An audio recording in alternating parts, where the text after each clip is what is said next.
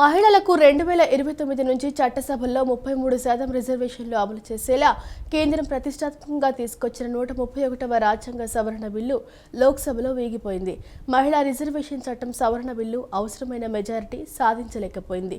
దీనిపై శుక్రవారం లోక్సభలో జరిగిన ఓటింగ్ ప్రక్రియలో మొత్తం 528 మంది సభ్యులు పాల్గొన్నారు. బిల్లుకు అనుకూలంగా 298 మంది ఓటు వేయగా వ్యతిరేకంగా 230 మంది ఓటేశారు. మహిళలకు 2029 నుంచి చట్టసభల్లో 33% రిజర్వేషన్లు అమలు చేసేలా కేంద్రం ప్రతిష్టాత్మకంగా తీసుకువచ్చిన 131వ రాజ్యాంగ సవరణ బిల్లు లోక్సభలో వీగిపోయింది. మహిళా రిజర్వేషన్ చట్టం సవరణ బిల్లు అవసరమైన మెజారిటీ సాధించలేకపోయింది. దీనిపై శుక్రవారం లోక్సభలో జరిగిన ఓటింగ్ ప్రక్రియలో మొత్తం 528 మంది సభ్యులు పాల్గొన్నారు. బిల్లుకు అనుకూలంగా 298 మంది ఓటు వేయగా వ్యతిరేకంగా 230 మంది ఓటు వేశారు. దీంతో 3/2 మెజారిటీని NDA సాధించలేకపోవడంతో bill వేగిపోయినట్లు speaker Om Birla ప్రకటించారు. ఈ క్రమంలో మిగతా 2 బిల్లులు డీలిమిటేషన్ బిల్లు 2026, కేంద్ర పాలిత ప్రాంతాల చట్టాల బిల్లు 2026ను వెనక్కు తీసుకుంటున్నట్లు కేంద్ర మంత్రి కిరణ్ రిజిజు ప్రకటించారు. प्रश्न ये था कि भारत के संविधान का और संशोधन करने वाले विधेयक पर विचार किए जाए. शुद्धि के अद्यतन मत विभाजन इस प्रकार है: हाँ 298 298, ना 230 230. प्रस्ताव संविधान के अनुच्छेद 368 के उपबंधों के अनुसार सभा की कुल सदस्य संख्या के बहुमत द्वारा तथा सभा के उपस्थित और मत देने वाले सदस्यों के कम से कम 2/3 बहुमत द्वारा पारित नहीं हुआ. अब इस संविधान संशोधन पर विधेयक पर आगे की कार्रवाई करना संभव नहीं है. आगे 2 शेष जो बिल्स है उसको आगे नहीं बढ़ाने का मैं अनुरोध करता हूँ. కాంగ్రెస్ నేతృత్వంలోని ప్రతిపక్షం మహిళలను మోసగించిందని ముఖ్యమంత్రి చంద్రబాబు ధ్వజమెత్తారు. ఎక్స్ వేదికగా ఇండియా కూటమి వైఖరిని ఆయన తప్పుపట్టారు. కేంద్ర హోంమంత్రి అమిత్ షా చేసిన ట్వీట్ను సీఎం రీట్వీట్ చేశారు. మహిళా రిజర్వేషన్ బిల్లును అడ్డుకోవడం ద్వారా కాంగ్రెస్ నేతృత్వంలోని ప్రతిపక్షం మహిళా సాధికారత వైపు భారత్ వేయాల్సిన చారిత్రాత్మక అడుగును అడ్డుకుందని దుయ్యబట్టారు. ఇది కేవలం రాజకీయ పరమైన అడ్డంకి మాత్రమే కాదని, సమాన హక్కులు, సముచిత ప్రాతినిధ్యం కోరుతున్న కోట్లాది మహిళలకు చేసిన ద్రోహమని అభిప్రాయపడ్డారు. కాంగ్రెస్ నేతృత్వంలోని పార్టీలు చేసిన ద్రోహాన్ని దేశం గుర్తుంచుకుంటుందని చంద్రబాబు పేర్కొన్నారు. చట్టసభల్లో మహిళా శక్తిని పెంపొందించే సదావకాశాన్ని ప్రతిపక్ష పార్టీలు దూరం చేశాయని డిప్యూటీ సీఎం పవన్ కళ్యాణ్ తెలిపారు. మహిళా రిజర్వేషన్ బిల్లును ప్రతిపక్షాలు కూడా ఆమోదించి ఉంటే వారికి గౌరవం దక్కేదన్నారు. రానున్న రోజుల్లోనైనా మహిళా శక్తికి చట్టసభల్లో సముచిత స్థానం దక్కుతుందన్నారు. ప్రధానమంత్రి నరేంద్ర మోడీ ఈ బిల్లును లోక్సభ ముందుకు తీసుకువచ్చిన ప్రక్రియను ఎన్డీఏ భాగస్వామ్య పక్షంగా జనసేన పార్టీ స్వాగతిస్తుందని చెప్పారు. ఈ బిల్లు ఆమోదం పొంది ఉంటే యావత్ భారత మహిళలు ఎంతో సంతోషించి ఉండేవారన్నారు. స్వచ్ఛాంధ్ర సాకారం కావటానికి నిర్దేశించుకున్న లక్ష్యాలు నిర్ణీత సమయానికి పూర్తయ్యేలా పటిష్ట కార్యాచరణ అమలు చేయాలని ముఖ్యమంత్రి నారా చంద్రబాబు నాయుడు అధికారులకు ఆదేశించారు. లక్ష్యాలు చేరుకోవడంలో విఫలమైతే కారణాలు అన్వేషించి చర్యలు తీసుకోవాలని స్పష్టం చేశారు. మున్సిపాలిటీల్లో అవసరమైన చోట కొత్తగా పబ్లిక్ టాయిలెట్ల నిర్మాణం చేపట్టాలని ముఖ్యమంత్రి అధికారులను ఆదేశించారు. అలాగే నిర్ణీత పరిధిలో వేస్ట్ టు ఎనర్జీ ప్లాంట్లు నెలకొల్పేలా చూడాలన్నారు. గతంలో వ్యర్థాలతో నిండిపోయిన డంపింగ్ యార్డుల్లో ప్రస్తుతం చెత్త క్లియర్ చేయడంతో పాటు ఆయా స్థలాలను పచ్చదనంతో నింపేలా చూడాలన్నారు. గ్రామాలు, పట్టణానికి సమీపంలో ఉన్న డంపింగ్ కేంద్రాలను ముందుగా పార్కులుగా తీర్చిదిద్దాలని సీఎం సూచించారు. సీఎం క్యాంపు కార్యాలయంలో స్వర్ణాంధ్ర స్వచ్ఛాంధ్ర పురోగతిపై ముఖ్యమంత్రి చంద్రబాబు నిన్న సమీక్షా సమావేశం నిర్వహించారు. సమీక్షలో ఈ ఏడాది మార్చి 31 వరకు రూపొందించిన స్వర్ణాంధ్ర స్వచ్ఛాంధ్ర ర్యాంకులను అధికారులు ముఖ్యమంత్రికి వెల్లడించారు. విశాఖపట్నం, విజయనగరం, గుంటూరు జిల్లాలు స్వచ్ఛాంధ్రలో మొదటి 3 స్థానాల్లో ఉండగా శ్రీ సత్యసాయి, పార్వతీపురం, మన్యం, ఏఎస్ఆర్ జిల్లాలు చివరి 3 స్థానాల్లో ఉన్నట్లు తెలిపారు. ఇందులో విశాఖ జిల్లాకు 92%, విజయనగరం, గుంటూరు జిల్లాలకు 85% మార్కులు వచ్చాయి. అట్టడుగున ఉన్న ఏఎస్ఆర్ జిల్లాకు కేవలం 53% మార్కులు మాత్రమే వచ్చాయి. డోర్ టు డోర్ కలెక్షన్, తడి చెత్త, పొడి చెత్త వేరు చేయటం, వ్యక్తిగత మరుగుదొడ్లు, ఓడీఎఫ్ ప్లస్ మోడల్ వంటివి ర్యాంకులకు ప్రాతిపదికగా తీసుకున్నట్లు చెప్పారు. అయితే ఇకపై జిల్లాలకు స్వచ్ఛాంధ్ర ర్యాంకులో థర్డ్ పార్టీ ఇచ్చేలా చూడాలని సీఎం సూచించారు. 2024 జూన్ నుంచి నేటి వరకు పట్టణాల్లో 153 లక్షల టన్నుల చెత్తకు గాను 114 లక్షల టన్నుల చెత్త తొలగించినట్లు అధికారులు ముఖ్యమంత్రికి తెలిపారు. ఈ జూన్ కల్లా 100% క్లియర్ చేయాలని సీఎం ఆదేశించారు. గ్రామాల్లో పేరుకుపోయిన 10 లక్షల మెట్రిక్ టన్నుల చెత్తను తొలగించేందుకు చర్యలు తీసుకోవాలని స్పష్టం చేశారు. అలాగే ఇంటింటికి చెత్త సేకరణ, చెత్త ప్రాసెసింగ్ కూడా 100% జరగాలన్నారు. కంపోస్ట్ మార్కెటింగ్ చేసేందుకు మార్క్ఫెడ్కు సమన్వయ బాధ్యతలు అప్పగించాలని సీఎం సూచించారు. మ్యాజిక్ డ్రైన్లకు అనుసంధానంగా కమ్యూనిటీ సోక్ పిట్స్ తీసుకురావడం ద్వారా మురుగునీటి సమస్య పరిష్కారం కావడంతో పాటు భూగర్భ జలాలు పెరిగేందుకు దోహదపడుతుందని సీఎం అన్నారు. రాష్ట్రంలోని ప్రభుత్వ సంక్షేమ హాస్టళ్లు, రెసిడెన్షియల్ పాఠశాలల్లోనూ తడి చెత్త, పొడి చెత్త నిర్వహణ, సోలార్ రూఫ్ టాప్ ఏర్పాటు, నెట్ జీరో గ్రీనరీ పెంపు, క్లీన్ హైజీన్ కిచెన్ వంటి అంశాలపై ముఖ్యమంత్రి పలు మార్గదర్శకాలు జారీ చేశారు. గాలి నాణ్యత పర్యవేక్షణకు ప్రస్తుతం ఉన్న 83 ప్రాంతాలతో పాటు అదనంగా 53 మాన్యువల్ కేంద్రాలను ఏర్పాటు చేయాలని సీఎం ఆదేశించారు.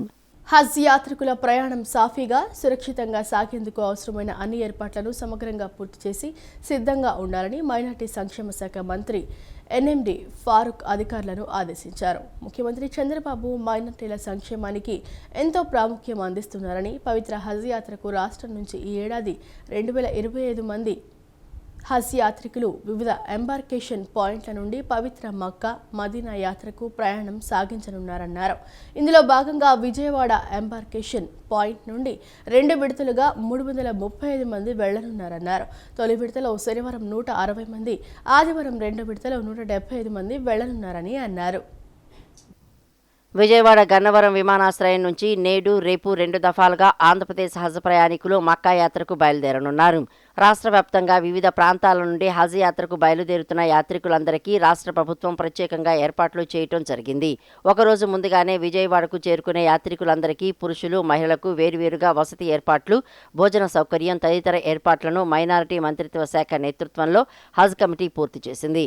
శుక్రవారం విమానాశ్రయం వద్ద ఎస్ఎం కన్వెన్షన్లో ఏర్పాటు చేసిన విడిది ఏర్పాట్లను న్యాయ, మైనారిటీ శాఖల మంత్రి ఎన్ఎండి ఫరూక్ పరిశీలించారు.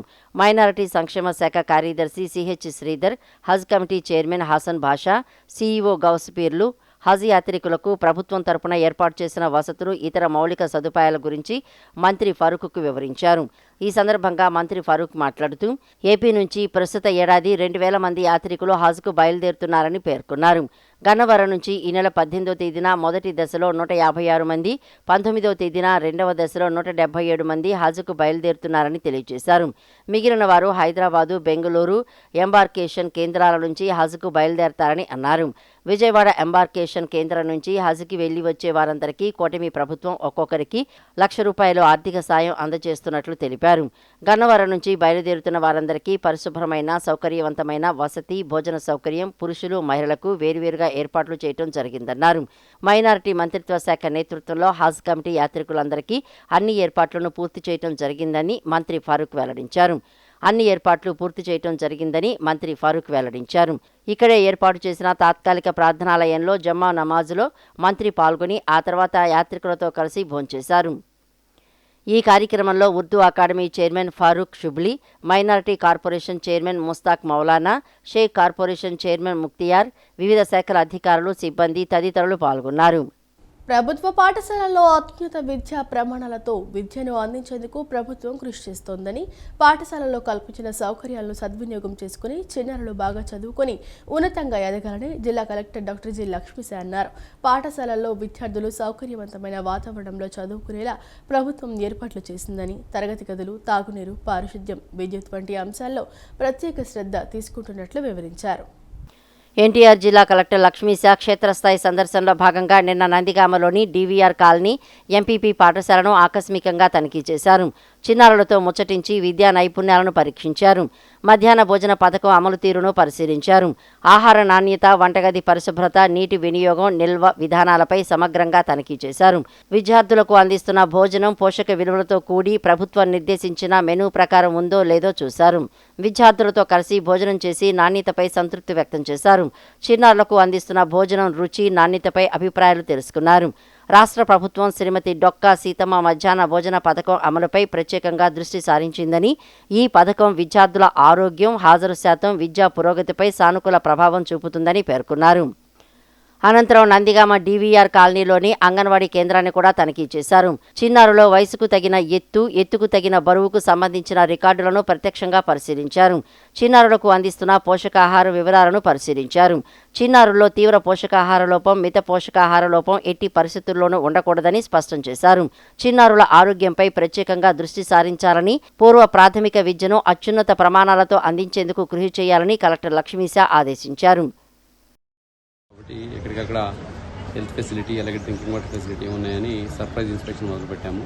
అలాగే స్కూల్స్లో మిడ్ డే మీల్ ఎలా జరుగుతున్నాయి దీని గురించి ఈరోజు నందిగామకి విజిట్కి వచ్చాము. హాస్పిటల్లో ఓపీ సేవలు, మెడిసిన్స్ అన్ని బాగా జరుగుతున్నాయి. అలాగే అంగన్వాడీ పిల్లలకి భోజనము, వాళ్ళకి గ్రోత్ మానిటరింగ్, స్కూల్స్లో కూడా మిడ్ డే మీల్ అన్నీ సర్ప్రైజ్ చేసి చూసాము. ఎక్కడైనా డిఫరెన్సెస్ లోపల ఉంటే ఎక్కడెక్కడ సరి తీయడానికి డైరెక్షన్ ఇవ్వడం జరుగుతూ ఉంది. సో ప్రస్తుతానికి అయితే అన్ని చోట బాగా జరుగుతూ ఉంది. అయినా పబ్లిక్ పర్సెప్షన్లో మనం కొంచెం ఈ మిడ్ డే మీల్లో తక్కువగా ఉన్నాము. అది ఎందుకని మనం అనలైజ్ చేస్తున్నాము. పిల్లలతో మాట్లాడితేనే బాగుందని చెప్తున్నారు, పేరెంట్స్ ఏమో బాగాలేదని చెప్తున్నారు. అందుకే ఏముంది ఒకసారి వెరిఫై చేస్తున్నాము. మెయిన్లీ ఒకే రకం కూర పెడుతున్నారని పిల్లలు చెప్తున్నారు. అది ఏమంటే లోకల్గా అవైలబుల్ ఉన్న కూరగాయలు బట్టి ఏమైనా చేస్తున్నారు చూసుకొని అందరికీ డైరెక్షన్ ఇచ్చినాము. ఏదేమైనా ఎన్టీఆర్ జిల్లాలో ఈ డెవలప్మెంట్ యాక్టివిటీస్, సంక్షేమ పథకాలు అయితే ఉన్నాయి, దీన్ని అమలు చేసే దాంట్లో ముందంజలో ఉండేలాగా ఏదైనా లోపాలు ఉంటే అవన్నీ సవరించుకుంటూ యంత్రాంగాన్ని కొంచెం చైతన్యం చేసుకుంటూ ముందుకు వెళ్తున్నాము. ప్రస్తుతానికైతే సమ్మర్ యాక్షన్ ప్లాన్లో ఎక్కడ ఇబ్బంది ఏం లేదు. ఎక్కడైనా డ్రింకింగ్ వాటర్ గురించి ఇష్యూ వస్తే వెంటనే వితిన్ 6 hours అటెండ్ చేయగలుగుతున్నాము. అలాగే మొబైల్ రిపేర్ టీమ్స్ కూడా ఫీల్డ్లో ఉన్నాయి, ఇక్కడ ఇబ్బంది లేదు. అలాగే ఈవెన్ పశువులకి, పక్షులకి కూడా ఎక్కడ నీళ్ళు ఇబ్బంది లేకుండా వాటర్ క్యాటిల్ ట్రఫ్ కట్టాము, అవి కూడా ఎప్పటికప్పుడు డైలీ నింపుతున్నాము. అలాగే డ్రింకింగ్ వాటర్ ఇబ్బంది ఎక్కడ లేకుండా water supply plus water testing కూడా చేస్తున్నాము. ఆంధ్రప్రదేశ్ హైకోర్టు న్యాయమూర్తి జస్టిస్ వి శ్రీనివాస్ తన పదవీ కాలంలో అనేక కీలకమైన తీర్పులను వెలువరించారని, న్యాయ వ్యవస్థకు విశేష సేవలు అందించారని హైకోర్టు ప్రధాన న్యాయమూర్తి జస్టిస్ ధీరజ్ సింగ్ ఠాకూర్ కొనియాడారు. జస్టిస్ వి శ్రీనివాస్ జిల్లా మరియు సెషన్స్ జడ్జిగా, రిజిస్ట్రార్గా వివిధ బాధ్యతలను సమర్థవంతంగా నిర్వహించారన్నారు.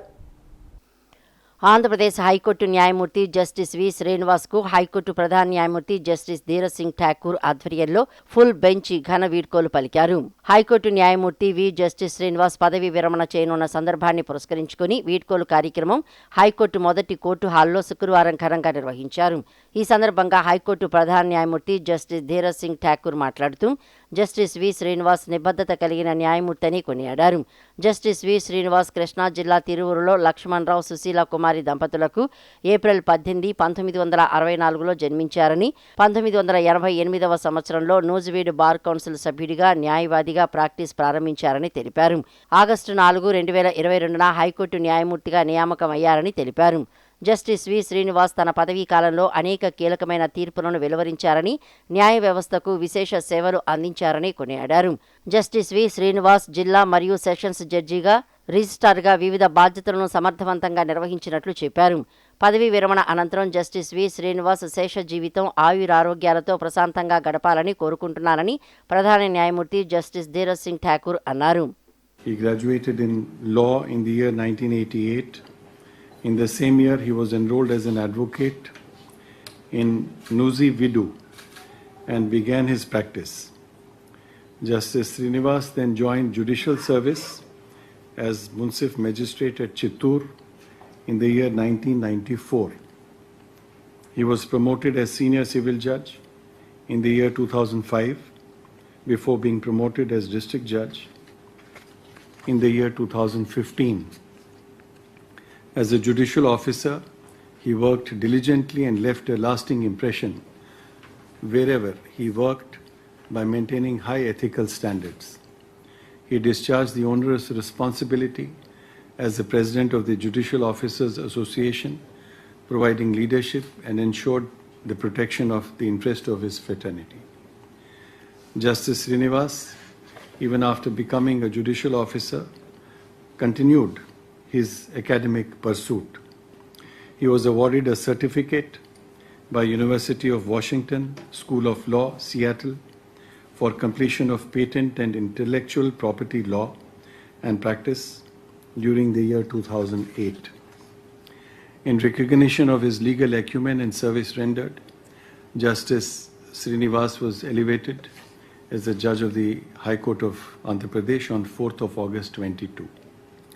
During the course of my tenure in this High Court, I found Justice Srinivas to be sincere and hardworking, besides being very cordial. He possessed a fine judicial temperament, which endeared him to his colleagues as also the members of the bar. పదవీ విరమణ చేస్తున్న justice వి శ్రీనివాస్ మాట్లాడుతూ ఉద్యోగ నిర్వహణలో తనకు సహాయ సహకారాలు అందించిన ప్రతి ఒక్కరికి ధన్యవాదాలు తెలిపారు. తన విద్యార్థి దశ నుండి న్యాయవాదిగా, న్యాయమూర్తిగా ఉన్నత శిఖరాలను చేరుకోవడానికి ప్రతి దశలోనూ ఉత్తమ సలహాలు అందించిన పెద్దలకు ధన్యవాదాలు తెలియజేశారు. ఈ కార్యక్రమంలో పలువురు న్యాయమూర్తులు, అదనపు advocate general Sambasiva Prathap, public prosecutor M Lakshminarayana, న్యాయవాదులు జస్టిస్ వి శ్రీనివాస్కు అభినందనలు తెలియజేశారు. Her sacrifices were never spoken aloud, yet they shaped every success I have ever achieved. Her quiet resilience, her instinct to protect our family from the turbulences of my profession, and her unwavering belief in me have been greatest blessings. She is not only my companion, but the calm that steadiness every storm. I would like to mention my son, who is a special child, Potana Maitrey. He has been my greatest teacher for more than any book, courtroom or official responsibility ever could be. There is one memory that continues to guide me. One day when I returned home, troubled by the burdens of work, he quietly placed his head on mine and smiled without a word, yet offering more comfort than any conversation could.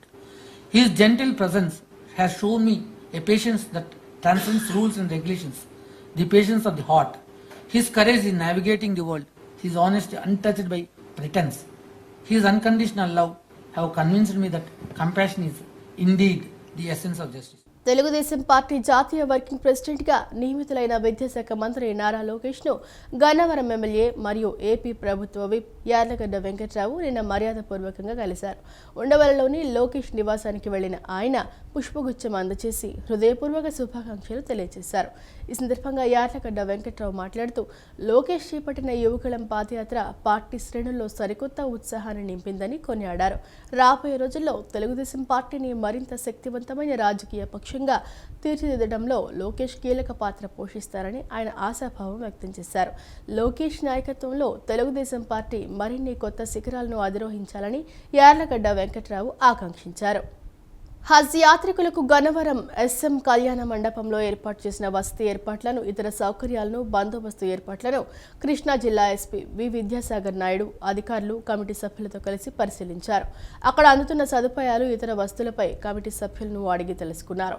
ఇంకా అదనంగా సమకూర్చవలసిన వాటిని గూర్చి చర్చించారు. ఈ సందర్భంగా SP మాట్లాడుతూ రాష్ట్ర ప్రభుత్వం ఎంతో ప్రతిష్టాత్మకంగా నిర్వహిస్తున్న హజ్ యాత్రలో భాగంగా యాత్రికులకు ఎటువంటి అసౌకర్యం కలగకుండా అన్ని చర్యలు తీసుకున్నామని తెలిపారు. ప్రస్తుతం వివిధ జిల్లాల నుండి వచ్చిన సుమారు 160 మంది యాత్రికులు ఈ కేంద్రంలో బస చేస్తున్నారని అన్నారు. ఈ యాత్ర చేసేవారే కాకుండా వారి కుటుంబ సభ్యులు కూడా బస చేయనున్నారని, మొత్తం 335 మంది యాత్రికులు 2 విడతలుగా ఇక్కడి నుంచి ప్రయాణం చేయనున్నారని వివరించారు. మహిళా బిల్లులో డీలిమిటేషన్ బిల్లు పెట్టడంపై సిపిఐ జాతీయ కార్యదర్శి నారాయణ ఆగ్రహం వ్యక్తం చేశారు. పాయసం ఇస్తూనే విషగుళికలను బీజేపీ ఇస్తుందన్నారు. మహిళా బిల్లును అడ్డం పెట్టుకుని బీజేపీ బ్లాక్మెయిల్ చేస్తోందని చెప్పారు. పాయసం ఇస్తూనే విషగుళికలు ఇచ్చి 2 కలిపి తాగండి అనే పద్ధతిలో బీజేపీ వ్యవహరిస్తోందన్నారు. నీతి నియమం మోదీ గవర్నమెంట్లో లేవని విమర్శించారు. కూడా ఒక నీతి ఉంటుంది, అలాంటి నీతి నియమం ఏమీ లేకుండా పోయిన మోడీ గవర్నమెంట్కి. మహిళా రిజర్వేషన్ బిల్ అనేది న్యాయబద్ధమైంది, ఎప్పటి నుంచి పెండింగ్లో ఉంది. గీతా ముఖర్జీ గారు రాసినటువంటి రిపోర్ట్ ఆమోదించండి రాజ్యసభలో, లోక్సభలో ఆమోదించాల. దాన్ని ఆమోదించడానికి దాని మధ్యలో ఒక రిజర్వేషన్ బిల్లు, డీలిమిటేషన్ బిల్లు తీసుకొచ్చి పెడతా ఉన్నారు. అంటే పాయసం ఇస్తూనే విషగుళికలు కూడించి 2 కలిపి తాగండి అని చెప్పేసి అనే పద్ధతుల్లో మహిళా రిజర్వేషన్ బిల్లులు తీసుకెళ్ళి డీలిమిటేషన్లో పెట్టి 2 ఆమోదించమని చెప్పండి. ఆమోదించకపోతే మహిళా వ్యతిరేక బిల్లుని బ్లాక్మెయిల్ చేస్తారు. మహిళా ఆటోమేటిక్గా బ్లాక్మెయిల్ చేస్తాను దొరికేది ఈ బీజేపీ కనిపిస్తూ ఉంది. మీరు దాన్ని విడి చేయండి. ఈ డీలిమిటేషన్ అయితే ఫెడరల్ సిస్టమ్, అది భారతదేశం మొత్తం సమైక్యంగా ఉండాలన్నా లేదా భవిష్యత్తులో ఉత్తర దేశం దక్షిణ దేశం మారిపోవాలన్నా అది వేరు చర్చిద్దాం. కానీ మహిళా బిల్లుకు దాన్ని లింక్ పెట్టకుండా మహిళా బిల్లునే దాన్ని ప్రవేశపెట్టి ఆమోదింపజేయండి. ఆ తర్వాత డీలిమిటేషన్ గురించి చర్చించుకోవచ్చు. లేకపోతే ఇది యుద్ధ నీతి కాదు. మహిళలు ఆటోమేటిక్గా బ్లాక్మెయిల్. భక్తులకు రుచికరమైన శుచికరమైన అన్నప్రసాదం అందించడమే ప్రభుత్వ లక్ష్యమని దేవాదాయ శాఖ ex officio secretary doctor M Harijawahar Lal తెలిపారు.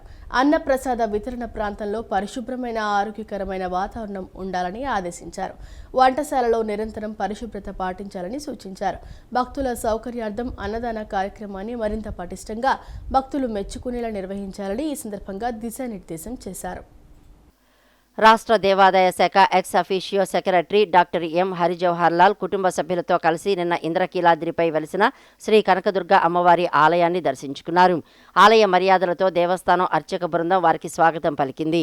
అనంతరం అమ్మవారికి ప్రత్యేక పూజలు నిర్వహించారు. దర్శనానంతరం వేద పండితులు వేదాశీర్వచనం చేయగా ఆలయ chairman Borra Radhakrishna, EO VK Seena Naik కలిసి అమ్మవారి చిత్రపటం మరియు ప్రసాదాలను అందజేశారు. అమ్మవారి దర్శనం అనంతరం హరిజవహర్ లాల్ దంపతులు దేవస్థానం అన్నప్రసాద వితరణ కేంద్రాన్ని సందర్శించారు. తమ కుమార్తె జన్మదినాన్ని పురస్కరించుకుని అన్నదాన పథకానికి విరాళం అందజేశారు. ఈ సందర్భంగా భక్తులతో కలిసి కూర్చొని అన్నప్రసాదాన్ని స్వీకరించారు.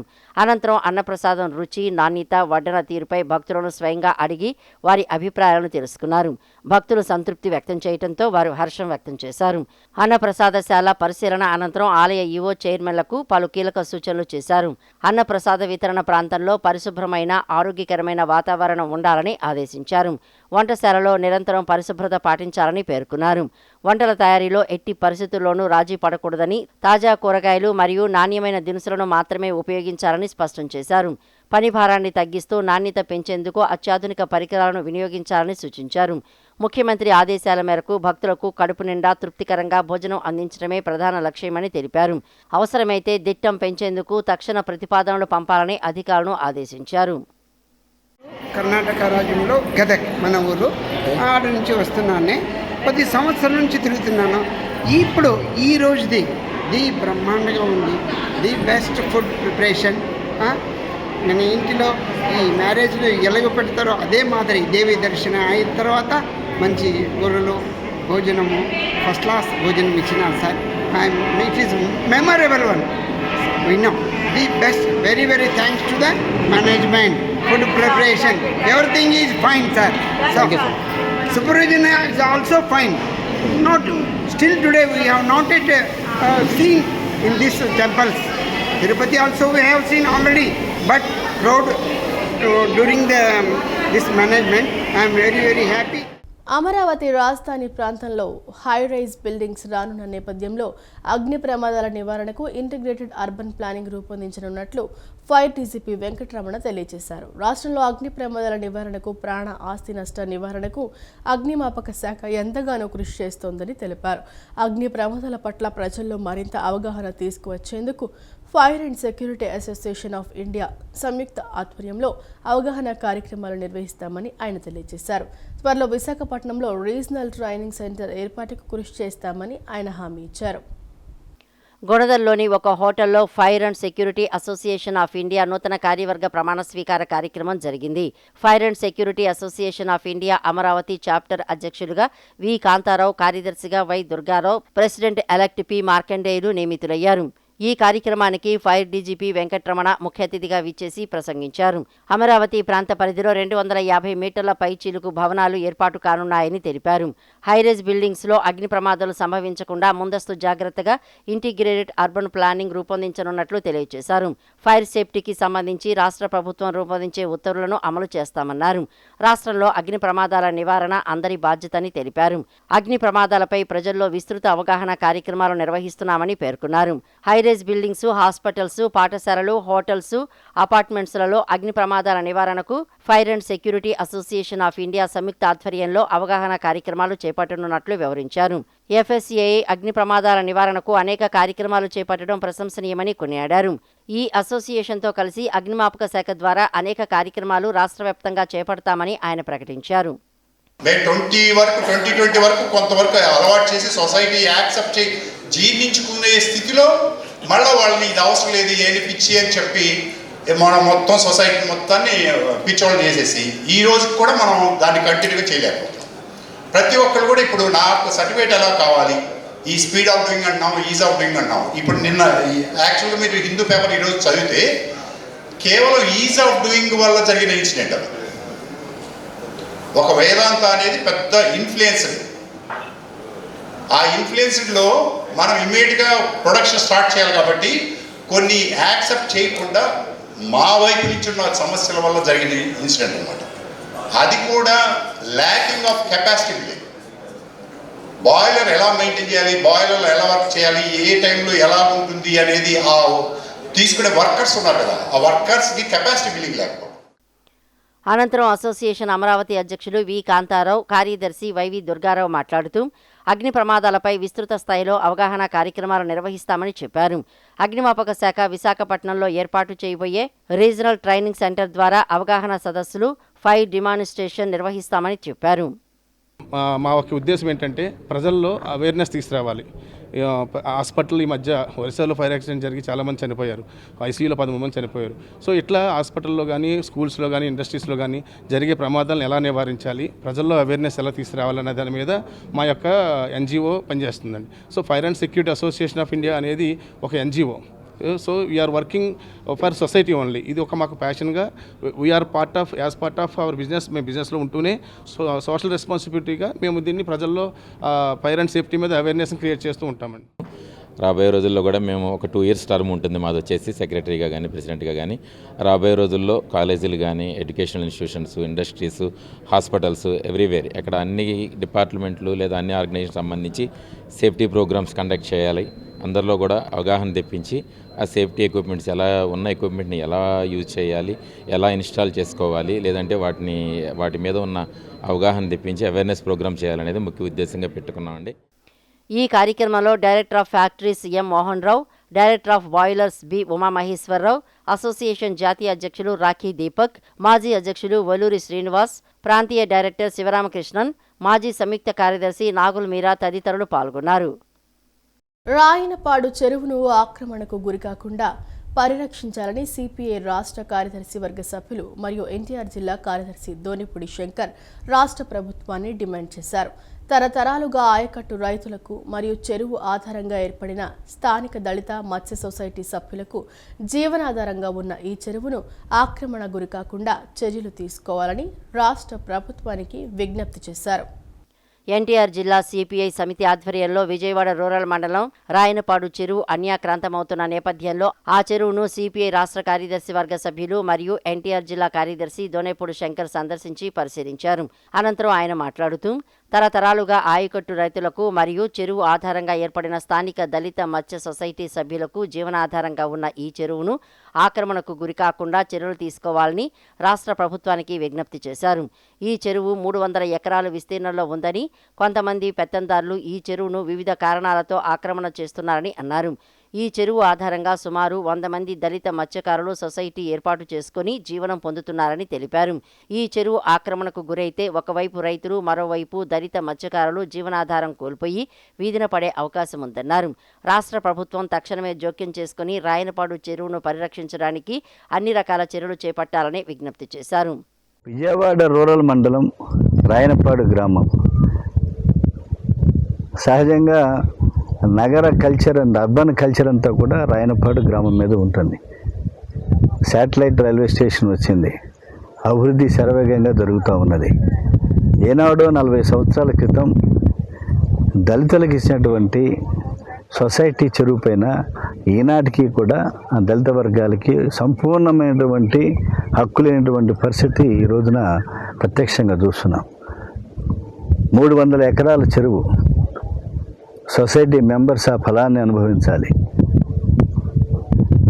అలాగే 300 ఎకరాల స్థలాన్ని కూడా, చెరువు స్థలాన్ని వాళ్ళ కైంకర్యం చేసేటువంటి పరిస్థితి కనపడుతూ ఉన్నది. రకరకాల పేర్లతోటి